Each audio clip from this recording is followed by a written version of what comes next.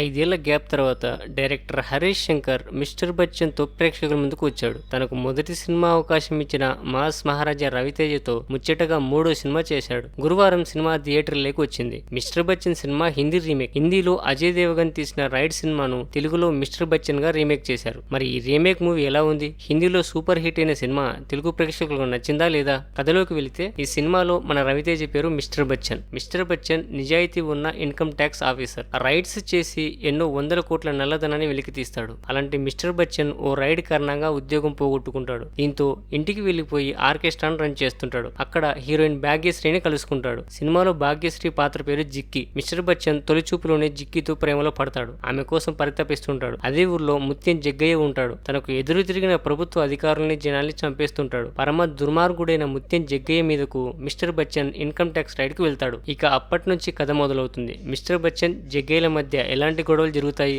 జిక్కీతో బచ్చన్ ప్రేమ success అవుతుందా లేదా? ఇంతకీ జిక్కీ ఎవరన్నదే మిగిలిన కథ. మిస్టర్ బచ్చన్ హిందీ రీమేకే అయినా తెలుగు నేటివిటీకి తగ్గట్టు మాస్ రాజా రవితేజ మేనరిజానికి తగ్గట్టు హరీష్ చాలా మార్పులు చేశారు. రైడ్ సినిమా చూడకపోతే మిస్టర్ బచ్చన్ అద్భుతంగా నచ్చేస్తుంది. రైడ్ మొత్తం సీరియస్ సినిమా అయితే బచ్చన్ లో మాత్రం కామెడీ ట్రాకులు ఎక్కువగా ఉంటాయి. రవితేజ యాక్టింగ్ అద్భుతంగా ఉంటుంది. హీరో హీరోయిన్ల మధ్య వచ్చే రొమాంటిక్ సీన్స్, కొన్ని సాంగ్స్ అత్యద్భుతంగా ఉన్నాయి. సినిమా ఒక విజువల్ వండర్ గా ఉంటుంది. దానికి తోడు మిక్కీజే మేయర్ ఇచ్చిన బ్యాక్గ్రౌండ్ మ్యూజిక్ తమన్ ఇచ్చినట్లుగా ఉంటుంది. విలన్ గా జగపతి బాబు యాక్టింగ్ యాజ్ యూజువల్. మిగిలిన నటీనటులందరూ తమ పరిధికి మేర అద్భుతంగా నటించారు. సిద్ధు జొన్నలగడ్డ స్పెషల్ ఎంట్రీ సినిమాకు హైలైట్ గా నిలుస్తుంది.